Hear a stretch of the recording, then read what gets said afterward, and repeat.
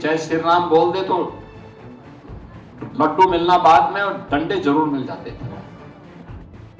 संभल में श्री हरिहर मंदिर को बाबर की औलादों ने तोड़ा था। 95-96 में समाजवादी पार्टी की सरकार में उन सभी दरिंदों के मुकदमे वापस कर दिए। विधर्मी और विधर्मी की आड़ में उनके जूठन को खा करके हिंदू विरोधी षड्यंत्र रचने वाले भारत का बाल बांका नहीं कर पाएंगे, यही कहे। याद करिए, आज से 452 वर्ष पहले भारत का मध्यकाल विदेशी आक्रांताओं की बर्बरता, सनातन धर्म के ऊपर छा रहे अंधकार में एक दिव्य ज्योतिपुंज के रूप में भक्ति की अपनी अलग धारा को लेकर के जन चेतना को जागरूक करते हुए सांस्कृतिक राष्ट्रवाद की अवधारणा को पुनर्स्थापित करने के संकल्प के साथ जिस दिव्य ज्योति का प्रकटीकरण होता है, वह दिव्य ज्योति प्रयागराज की ही धरती में श्री कड़ा धाम में प्रकट होती है। वैसे भी प्रयागराज हमारे लिए एक पावन तीर्थ स्थल है। दुनिया का सबसे बड़ा आध्यात्मिक और सांस्कृतिक जन सैलाब का आगमन किसी धरती पे दुनिया के अंदर आज भी होता है तो वह प्रयागराज की धरती में महाकुंभ और कुंभ के आयोजन के अवसर पर हम सब देखते हैं।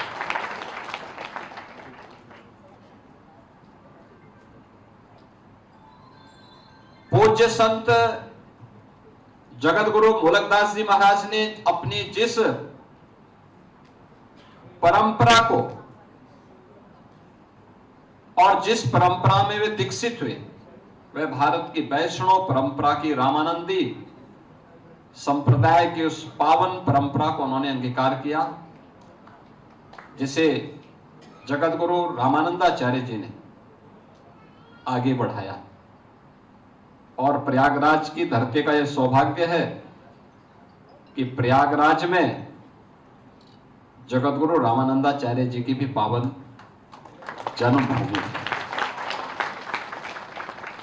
वही प्रयागराज की धरती है जहां मां गंगा, मां यमुना और मां सरस्वती तीनों की त्रिवेणी का दर्शन करने के लिए और उस पावन त्रिवेणी में आस्था की डुबकी लगाने के लिए हर सनातन धर्मावलंबी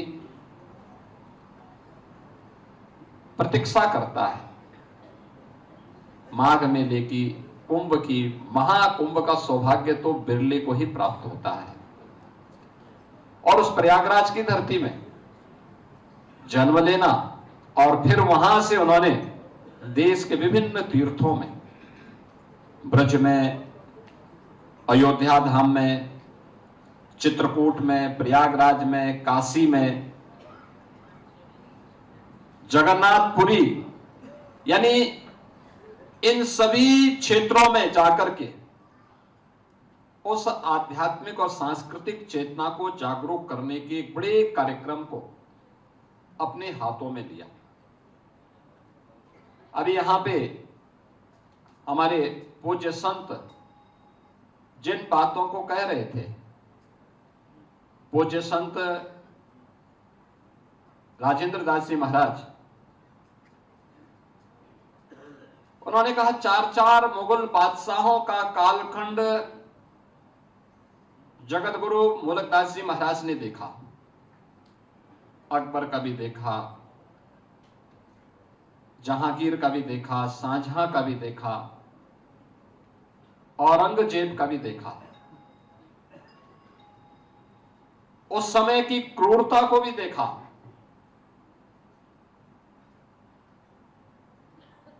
भारत के संतों की ये दिव्य परंपरा है, जो कभी भी किसी भी विधर्मी के सामने अपने मूल्यों और अपने आदर्शों से विचलित हुए बगैर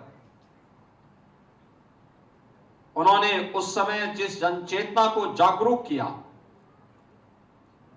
उसी पर आधारित है आज का आध्यात्मिक और सांस्कृतिक भारत। अयोध्या में आपने देखा होगा, अयोध्या में 3 घंटे बिजली मिलती थी 2017 के पहले।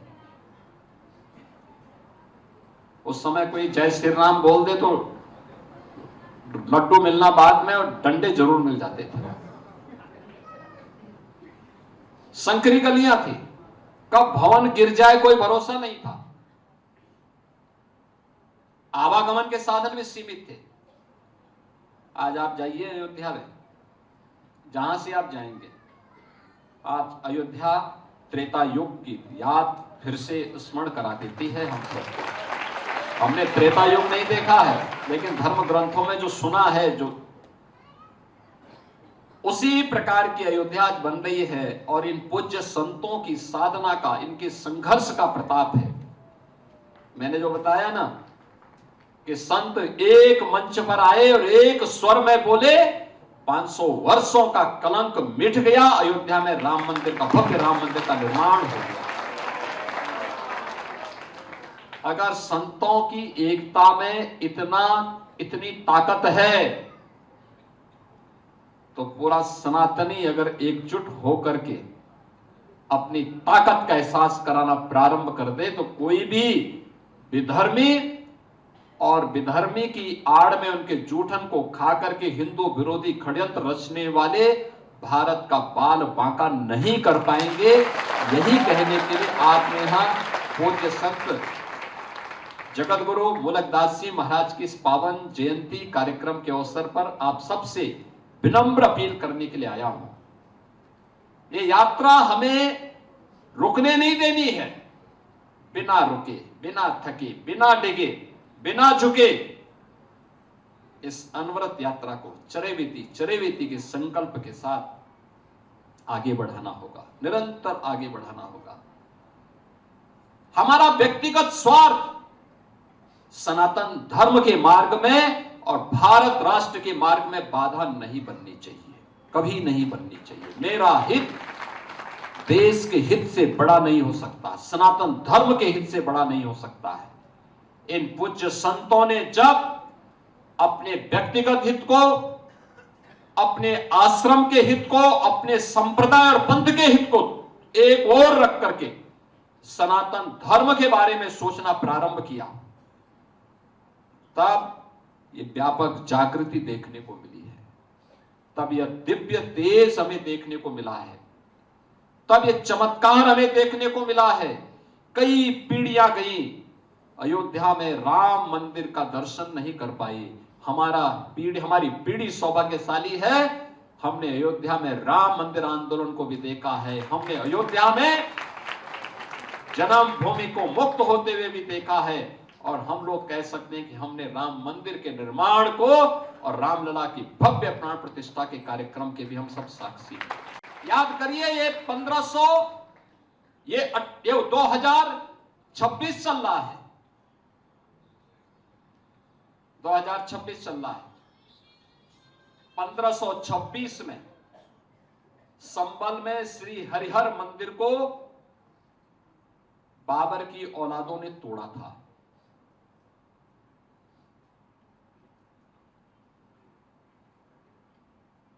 संबल,